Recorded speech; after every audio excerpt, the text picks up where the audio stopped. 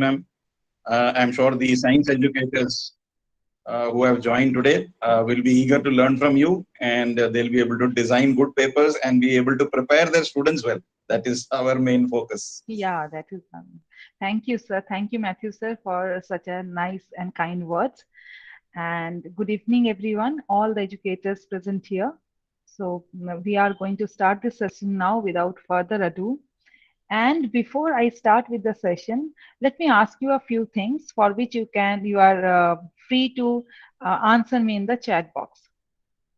The first question is, uh, how do you feel about the whole concept of CBSE having introduced this MCQ pattern, and solely in term one, the MCQ pattern of 40 marks? Yes, I'm waiting for your answers.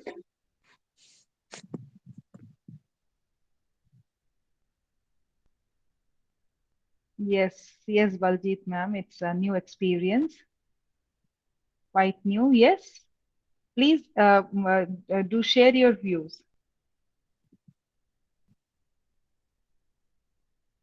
Yes, it helps us to enhance the conceptual understanding. Yes, very good. Students have to prepare themselves thoroughly. It's too good, Poonam ma'am. It's a very nice point. Yes, they have to now prepare themselves more thoroughly and, you know, actually a trick way to understand, yes, their knowledge. Yeah. Yeah, and the most important thing is this pattern which has been introduced by CBSE. I personally feel is a very good way because rote memorization somewhere will be curbed down.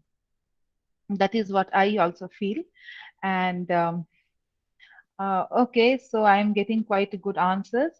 One more question from my end, and this is for you educators.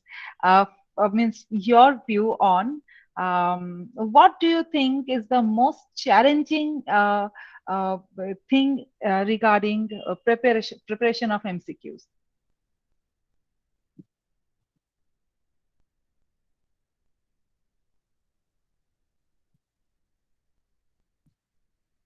Yes, thinking of the options. Yes, yes, that's what I was talking to Matthew sir. Also, it is quite difficult for us to think of the options.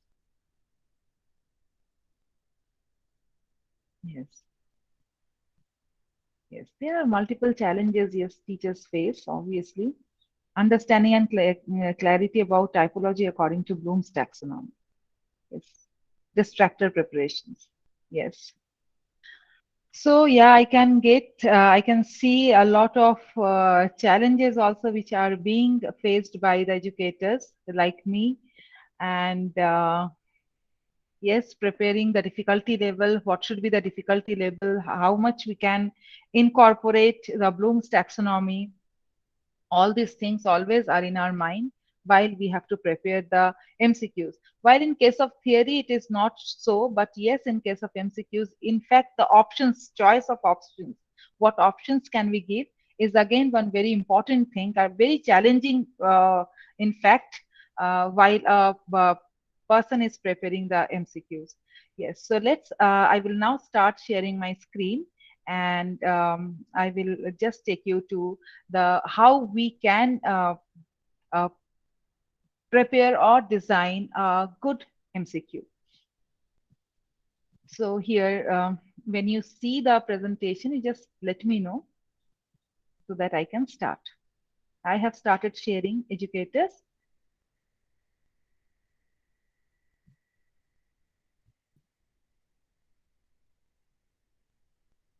I hope everybody can see my screen now.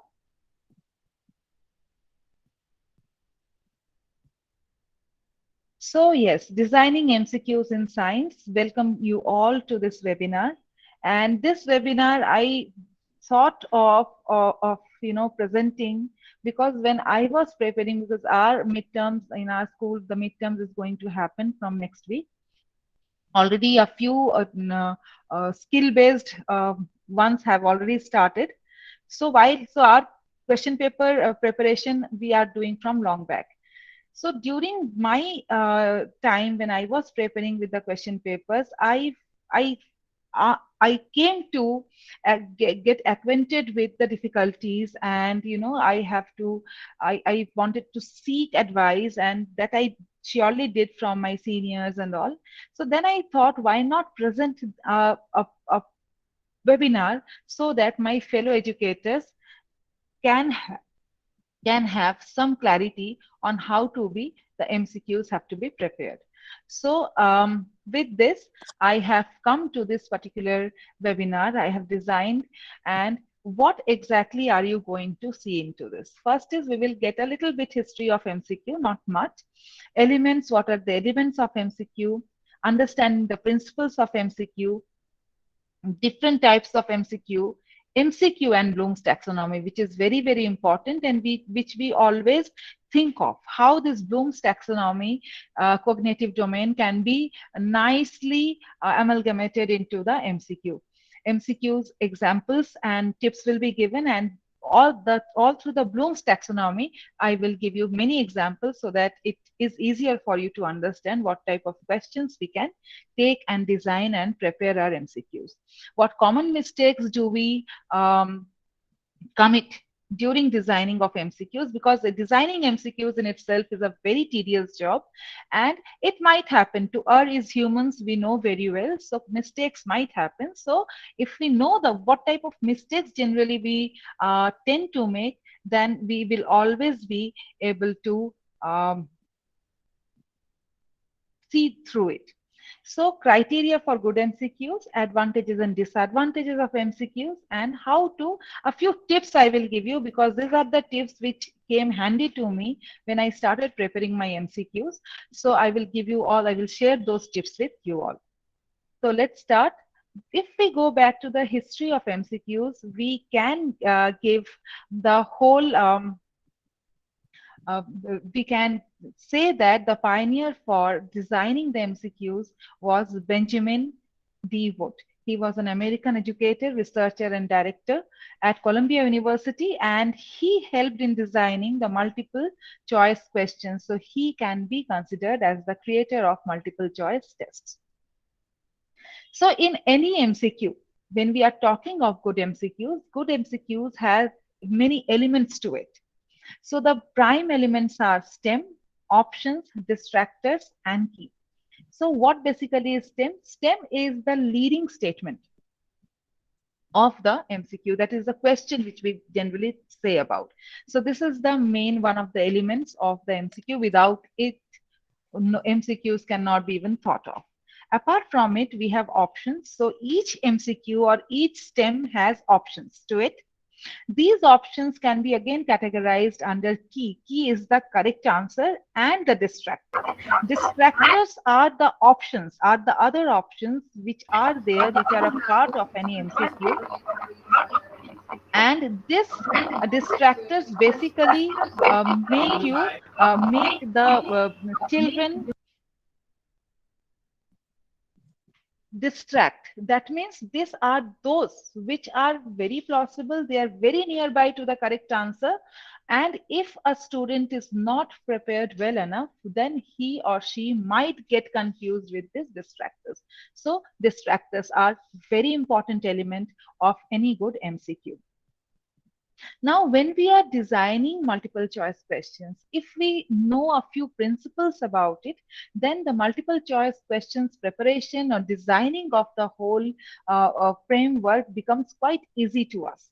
And these principles are, if we consider that the two most important elements of a good MCQ are STEM and options, then if we take the STEM first, then what are the different principles which are which we can follow to get a great MCQ paper. So the STEM, or the leading statement of the question, it should present a clear and complete problem. So if I have been a coordinator, and I have to go through the question papers as a subject coordinator as well. So many a times it happens that the questions I have seen, they are not perfectly done. They are not clear. So if the clarity is lacking in any leading statement, then the purpose of the whole MCQ gets disintegrated. So the first and foremost is the stem of the question should present a clear and complete problem. Secondly, the stem of the question should agree grammatically with each choice. Even in science, we have to see the grammar part of it. So many a times, comma, full stop, this also make the question either a good one or not so good one. So we have to go through the grammar part of it, and how can we help ourselves towards it, I will tell you towards the end of the particular this webinar. So next is all about, in STEM, we have to make the questions short and concise. Now, when I am talking about case-based or let's say situation-based, then those are actually the steps to the question. But the question, whenever you see in any case-based, if you have gone through the sample papers, then you know that the questions itself are short and concise. So we should not be confusing ourselves with the case or the situations which have been presented to the student. The question which is asked has to be short and concise. The questions should not lead the students to the correct answers. This is one thing which we have to remember. The questions should not be leading questions. Now, if we move on to the options part, because the second and one of the most important elements of a very good MCQ is the options. So while we are planning for the options, first and foremost thing which we should remember about the options is that the incorrect options should be frequent misconceptions. Now, these misconceptions we can understand what are the frequent misconceptions by while we are studying, while we are teaching them in the class. When we are asking them questions, they are answering to us. At that point of time only, you will have a fair idea that as per a concept or a topic which we are dealing with, what are the different misconceptions which are there. So you can note them while we are teaching in the class itself, and when you are preparing your question papers, believe me, this comes handy to select your options. So the options should be incorrect. The incorrect options I am talking about should be plausible enough. Plausible enough means they should seem very nearby to the correct option, so that we can easily assess the child of his understanding of his different cognitive domains, which we are actually testing through our MCQs. So incorrect options should be plausible enough but unambiguously wrong. That also we need to see. So that is where the challenge is. That is where we all are facing challenges while making the MCQs. But believe me, with my tips at the end, it will be easier for you to prepare the MCQs. Multiple correct options. This is another thing which makes the questions more rigorous. So if you can give multiple correct options, it will test many higher order thinking skills as per Bloom's taxonomy, and it increases the rigor of any MCQ based paper. So with this, we will move on to the next part, typology of MCQs. Now, when you have seen that now the CBSE has put a lot of stress on competency based assessment, right? So the key competencies are demonstrate knowledge, understanding, then application of knowledge and concepts, then analyzing it, evaluating it. So these are the competencies. And as per the competencies, if you see the circular which has come, then you can see even in the sample papers also, it is quite visible that 46% of key competencies are reserved for demonstration, knowledge and understanding. Around 22% is devoted towards application based questions, and 32% is devoted towards analytical and evaluating questions. So when we are making our MCQs, that has to be kept in mind, and which questions lead us to which type of competency, which questions will help us to assess the different types of competencies. So basically, if you look into the typology of the questions which we give in the MCQs, then they can be broadly classified under simple questions, complex questions, and assertion reason questions. Simple questions, when we talk about, can be simple MCQ direct questions, simple MCQ thinking questions. Now, when we talk about direct questions are the questions which generally test the remember part of the student. The cognitive domain, the remembering part, is being tested through direct questions. Thinking questions are little bit it is a next step of Bloom's taxonomy, and that is wherein we test the understanding part of our learners. So both these simple MCQ direct questions and thinking questions, they suffice for the lots of the Bloom's taxonomy. When we come to complex questions, what are the typology? We can give them MCQ with multiple options correct. We can give them sequencing or ordering questions. Sequencing and ordering questions are those questions wherein we give a sequence, we give an order of a particular process, and they have to understand the right one and they have to select it. So this type of sequencing and ordering questions fall under complex MCQs. Apart from it, case-based questions, situation-based questions, questions related to numerical ability, testing of numerical ability, graph-based questions or diagram-based questions, Venn diagram, all these where data interpretation is required. So when we are talking about data interpretation, then obviously we are talking about HOTS part of Bloom's taxonomy. So these all come under this type of questions, come under complex MCQ questions. And the third type of questions is assertion and reason question. So now now already you have understood that with these type of questions, how we can test the different cognitive domains of the learner as per the Bloom's taxonomy. So Bloom's taxonomy cognitive domain tells us that there are different levels. So when we look into the Bloom's taxonomy, we can see that the lowest level remembering is there, then comes understanding, applying, analyzing, evaluating, and creating. Out of this many levels, the first 5 levels can be well tested through MCQ papers.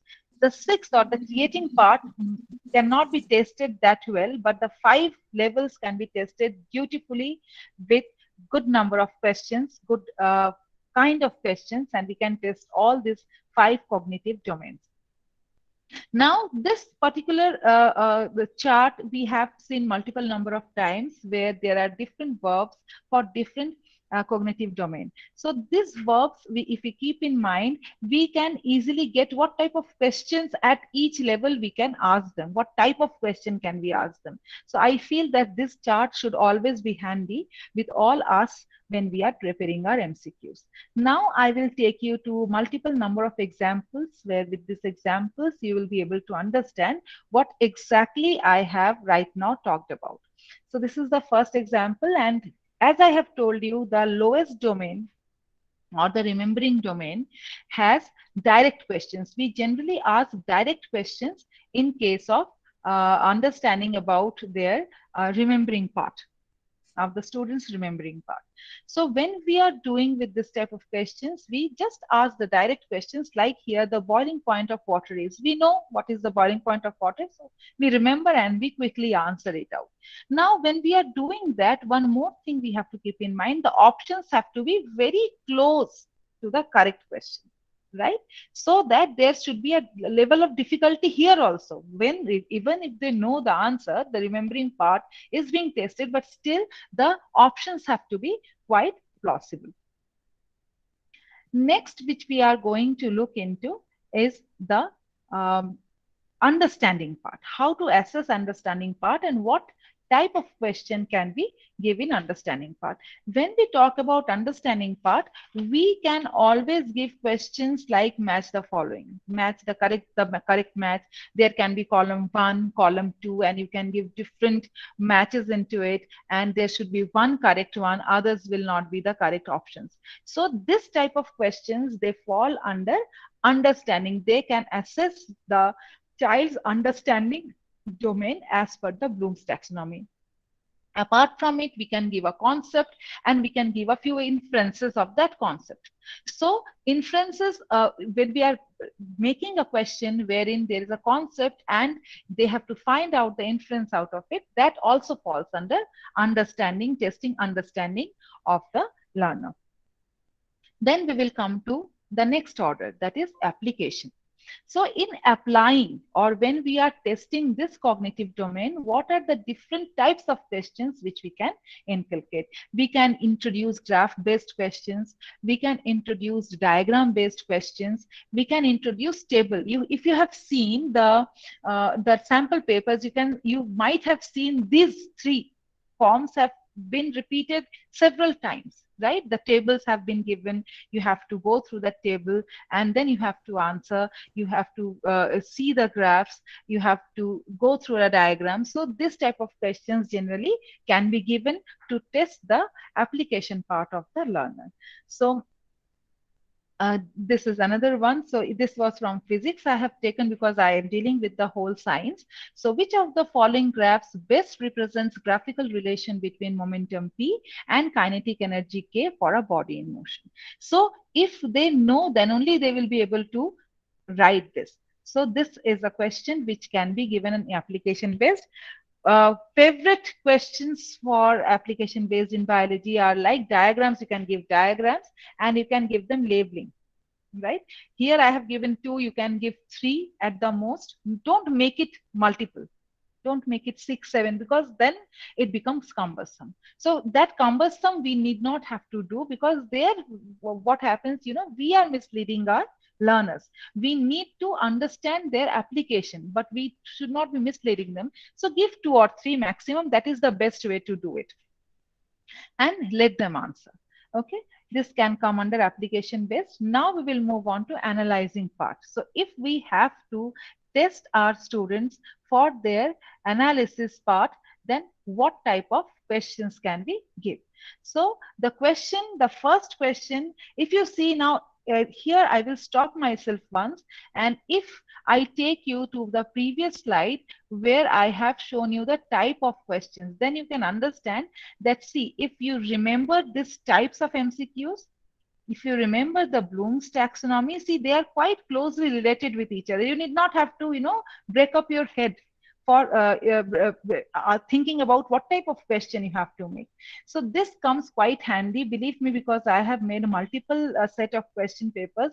So now I can say that, yes, they have come quite handy to me. So now we will again come back to the analyzing part. If we have to test the analyzing cognitive domain of our learners, then what type of questions can we give? This is one question wherein we can give a sequence based question or an order based question where the child will have to understand the correct sequence and he will mark it accordingly. Apart from it, we can give the cause and effect questions also. Cause and effect questions will be a little bit different type, wherein you have to give the cause as a small paragraph or a small one to sentences, and then you can ask about the effect. So that is, again, science has got, it's a variety of questions we can prepare. This is one very beautiful thing about this particular subject, that we are the arena is quite big for us. We can also, here in this analyzing part, we can give them assertion reason questions also. So that also falls under testing of analyzing skills of the students. And then we can give compare and contrast questions also. So these are the different typology of questions which can help us to assess our students' analyzing skills as per Bloom's taxonomy.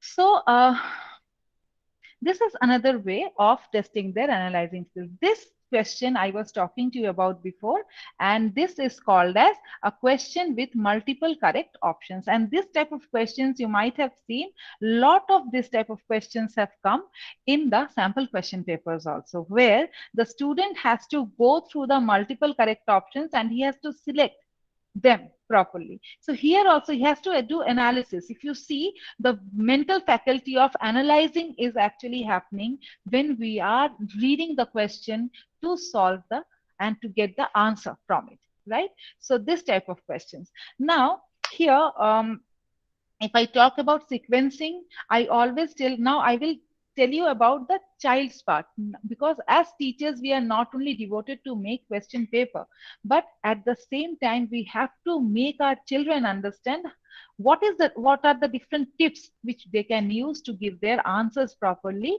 with better accuracy and less amount of investing less amount of time. So if I these questions are somewhere till application based questions, not much have to be discussed, because if they know the diagram, if they know the labelings properly, they will be able to do it better.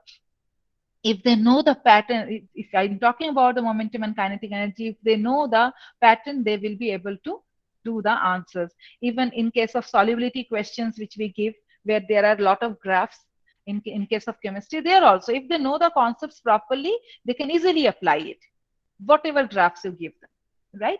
But in case of analysis, here they need a little bit of guidance from us, wherein what we have to do is, right, we have given them a sequence based question. So here this is a question where they need to remember the diagram, as well as how the whole respiratory system in case of exhalation performs. So that part has to be clear. So what I generally do in my classes is, when I am teaching them like exhalation or inhalation, let's say, I give them a flow chart. I always ask them to make a flow chart of the steps and remember them. So actually what I am doing there, I am leading them towards understanding the correct sequence. When we give the same thing in a paragraph, that becomes difficult. Believe me, when you give in a form of flow chart, that becomes easier for them to understand. So this is a child's way. Now, this type of question where there are multiple correct options, I always tell my students, read one question, one statement after other. And with each statement, ask yourself whether the statement is true or whether it is false. And keep that in mind. And then at the end, when you come to the options, just check the whatever you have thought about is there in the options, and take the correct one. So this way we have to guide also, especially 10th and 12th needs a lot of guidance from us regarding solving this type of questions. So as I was telling you, analyzing, assessment of analyzing can be done through assertion and reason questions also. Now, assertion and reason is where I have seen many students of mine facing difficulties. So to make their stress low, what I have told them, that assertion and reason questions are those questions which are modified forms of true false. So you have to see whether both the statements are true. If both are true, then whether the reason is the correct reason for the assertion. If not, then the second one. And otherwise, true and false. If one is true, other is false. So now I can see, with this reinforcement again and again, my children are now better equipped for doing the reason assertion questions properly. And when we are testing them, because now I am here to tell you about the MCQ designing. So while we are testing them, give them such reason assertion questions which will give them a little bit of trick where they have to do the analysis. So this type of questions have to be prepared, because see, in case of reason assertion, we need not have to think about the options. Options are all set. We have to only put our brain and creativity into the assertion statement and the reason statement. So make it as clear as possible, and it has to be well defined, and it has to be well structured, well aligned to the options which are provided with each of the assertion reason questions. Now comes the last part of which is evaluating. Now in evaluating part, the questions which we are giving, mostly we can give the questions here. The typology of questions will be case-based, situation-based. This type of, even integrated case-based questions can be given to assess the evaluating part, or evaluating cognitive domain as per the Bloom's taxonomy. So multiple case-based questions can be given. It might be based on diagrams. It again might be based on few graphs and all. So that part, this type of questions can be kept under evaluation. So I hope that you have understood, and I am able to help you out what type of questions can be put into each of these categories as per Bloom's taxonomy. So now I will move on to some common mistakes. Now you have to wear your thinking hats and let's see whether you can understand what are the common mistakes. So I will give you one after the other question. You are free to tell me the answers through the chat box. I will look into it. So this is the first question, educators. Can anybody tell me what is the mistake in this question?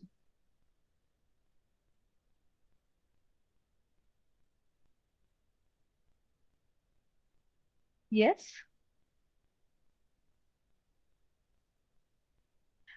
Yes, I'm not talking about the answer. I'm talking about the whole format of the question. If anybody can tell me.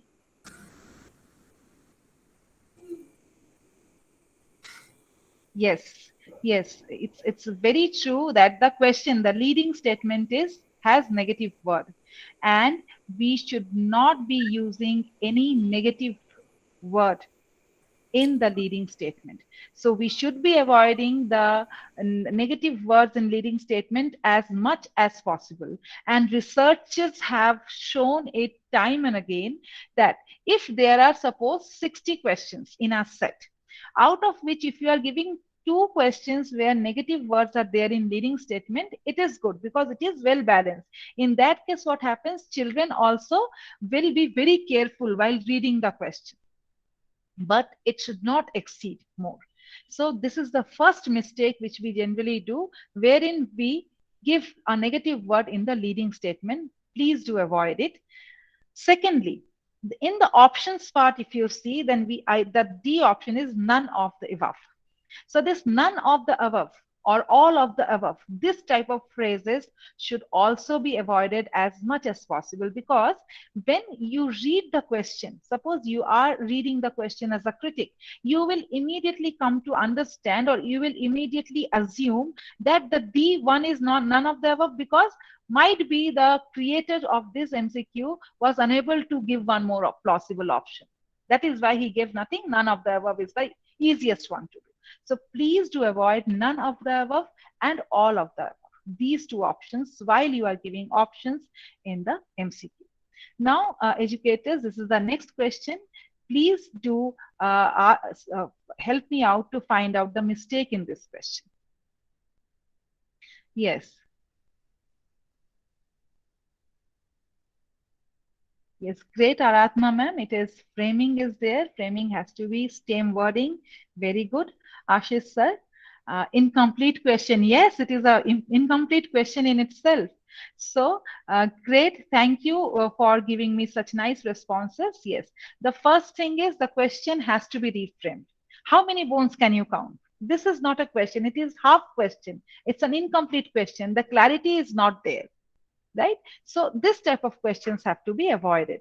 And secondly, if you see the number of options, there are 5 options. Researchers again say that good MCQs should have more than 2 and less than 5 options. So you can keep your options to 1, 2, 3 or 1, 2, 3, 4. That is the best way of keeping options. Don't give them more options. Unnecessarily, there will be, as I have told you, again, we are going to mislead them instead of assessing them for their abilities.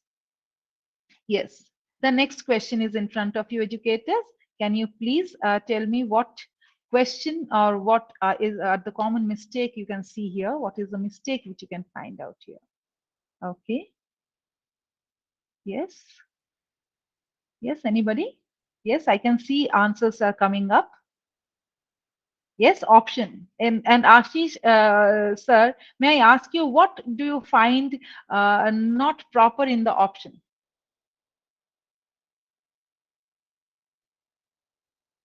Wider range of time frame. Yes, very good.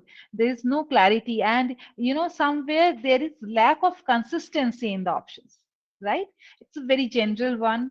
somewhere early 20th century, somewhere date is given, somewhere month is also given. So the symmetry, yes, Aarti ma'am, the symmetry is not proper. The consistency of the options is not at all there.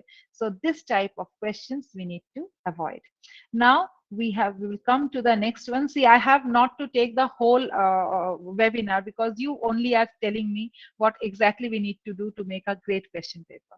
So now the next one, can you please tell me what exactly do you think is the problem with this question? Yes.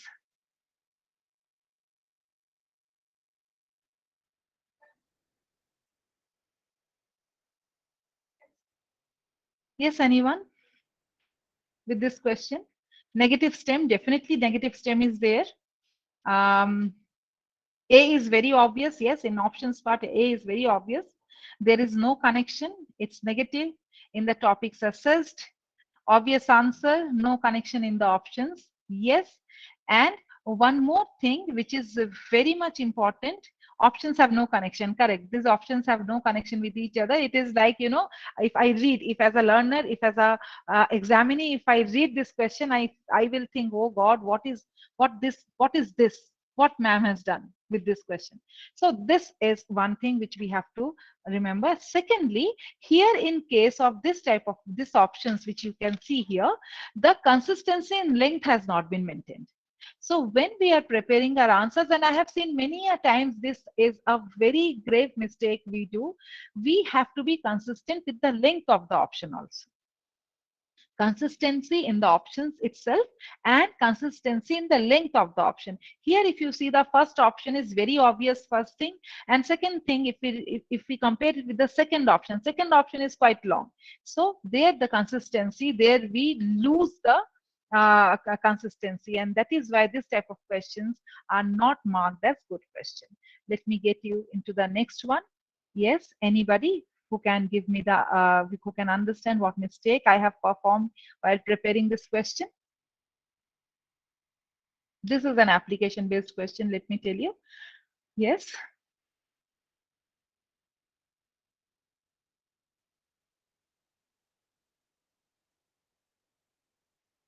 You all can answer through the chat. I am looking into the chat constantly. Speed, sentence frame of a stem. Yes. Incomplete information. Yes. Now, all these things you are gathering because I have given the options in a very, the options are not at all clear, no clarity in the question itself also. And one more thing is that this is generally this type of application questions. Yes, Brajrani ji, it is vague. That is what this word I was searching for. It's a very vague one. We should not be given, you know, this vague type of options. This makes our MCQs quite low quality. Now here, suppose when we are doing with numericals, right? In let's say in chemistry, we have this mass by mass concentration, mass by volume concentration questions, solubility based questions. In term one, of course, I'm talking to you about. Then in you know, in physics we have in reflection and refraction we have questions. So when we are preparing the numericals, we always prepare the answer key also at the same time, right? And if you are not preparing it, kindly make it a habit to prepare the answer key side by side. That will help you out to understand the question properly. So when we are preparing the answer key, we know we arrive at a particular answer. Now, when you have prepared the whole answer, now you will understand that many a time, suppose I am doing 2 plus 1, it should be 3. But sometimes because of stress in the examination hall, I may write it 4. So that type of plausible options should be given, which can be common misconceptions, which can arise due to miscalculations, which are very common when a child is in an examination hall and is somewhere he has that stress to complete the paper in time.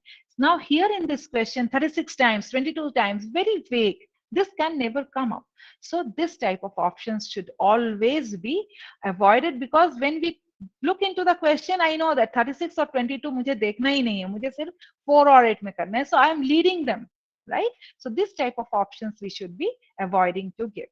Now this is the another one. Can you please tell me what mistake could you find out here? This is a case-based question primarily. It's an application-based, case-based question. So yes.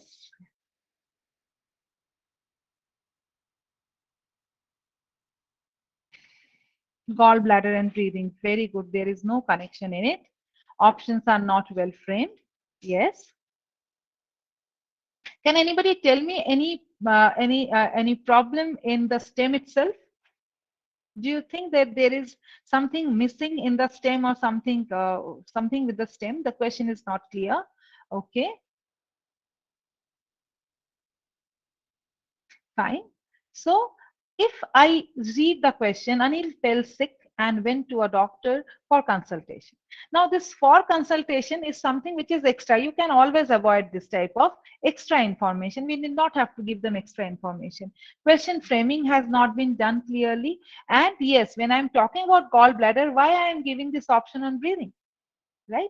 So this type of mistakes you can see even if you look into many sample papers which are being produced by different publication houses, this type of questions you can see there also, right? So these are the common mistakes which we should be avoiding, which we should avoid while we are making the question papers properly. So now at the end of it, you have already told me, so I will just go through it in a very quick way. That is, we should avoid all the above and none of the above type of options, both A and B, only A, only B kind of options. Usage of negative words in STEM should be avoided. We can give it, as I have told you, if a 60 set of questions are there, at least one or two we can give just to make our children understand that they have to read the questions carefully, but we should not be doing it very frequently. All the options must be homogeneous. They should be plausible and they should be as similar as possible. So this is what we have to look into.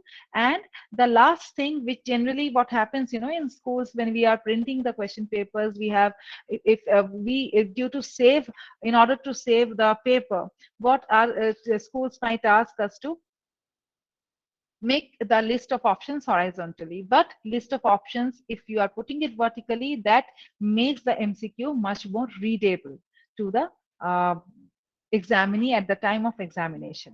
So these are the things which we have to totally avoid while preparing the question paper. So what are the criteria for good MCQs? The good MCQs, for being a MCQ, a good MCQ, the questions should be very clear. All the examinees should be able to easily understand and interpret the questions in the same manner. Okay, that clarity should be there. Then provide the examinee with a realistic situation. You should not be giving something vague. Okay, it should be realistic. It should help them to judge, help them to analyze, help them to understand the question as they want to give the answers of. Then no tricks. Avoid tricks that may cause examinees to select incorrect responses. That also I have told you through the examples. And absolutely no clues. Provide responses which do not help knowledgeable examinees to select the correct answer. So that has to be, like I have given you that 4 times 2 times wala question. There we are giving them clues. So that type of things should be avoided by us while we are preparing the question paper. Now every thing has a disadvantage and advantage with it. So advantages of making MCQs are very great. First is when we are checking them, it is less time consuming. Then secondly, which I love most in the MCQs, is learning is enhanced. While we have while the students have done with the paper, we now are in the class, we are discussing the paper post test, and few people will say, ma'am, this is the answer, and you will say, no, this is not the answer. Then they will ask why it is not the answer. So when you are explaining it, why the distractor was incorrect, then learning is getting enhanced very subtly. And this is one of the beautiful things about MCQs which I love. They are easily accessible. Evaluation of, you can see different cognitive levels can be done. I have given you multiple examples where you might have now by understood that different cognitive levels can be easily evaluated except for the creating part. Disadvantages are also there. Students can misinterpret questions, guessing is encouraged, because many a times, if you take survey at your school also, you will find it out. Many students will say that I to do any mini miny mo, because there is no negative marking. So instead of putting it like that, let me do any mini miny mo. If the guesswork comes, at least I will get 1 mark. So that is one of the disadvantages, major disadvantages of MCQs. Then creativity cannot be evaluated, and constructing good test items need lot of time, energy, and creativity. So these are the disadvantages. Now these tips are solely which I have learned from my own things. These are the tips which will help you out to prepare your MCQs at the end of the terms. Write the questions throughout the term. Whenever you are teaching the topics, whenever you are dealing with the children in the real-time classroom situation, you know that what type of answers you are getting. Those are the misconceptions which you can keep on writing in a page. And while you are teaching, many times as teachers, you might have also experienced that immediately one question clicks in your mind. Acha, ye to main de sakti hu. Please do write it, because that time you remember, but after that you might forget. So write the questions throughout the term as you teach the topics. Use your creativity to make the paper interesting for the students. The paper should in itself be like a story, right? So that with each question, the child is motivated to do the next one. Let me see what is in the next question. So that interesting paper you have to make. Get your paper reviewed by parallel teachers. This is what I was talking to you about when I was talking to you about the grammar mistakes. So what happens when we are monotonously making papers? We might not, many times we might not see where we have missed this grammatical errors where we have committed. So when we are giving this paper to be reviewed to our parallel teachers, then, and when we are collecting their feedback, whether positive or negative, we are always learning, and thus our quality of MCQ is getting enhanced. Determine the learning outcomes. With each question, आपको ये सोचना है कि इसका learning outcome क्या है. That has to be determined. So obviously, if you are following the Bloom's taxonomy, that will definitely come with it. Okay, and I always stress upon make a blueprint. Educators, it is very important for us to make a blueprint of the paper before we sit and design the paper, because when you have made the blueprint, you are half done with the question paper. So with this, I will quote Joseph O'Connor: the quality of a question is not judged by its complexity, but by the complexity of thinking it provokes. And this is what solely I believe. And I hope the whole presentation, with this presentation, I have helped you somehow. Thank you, everyone. And stop sharing my screen. And if you have any questions, you can ask. Meanwhile, I will try to give you the certificate link, the feedback form. Give me 1 minute. If you have any questions, you can ask.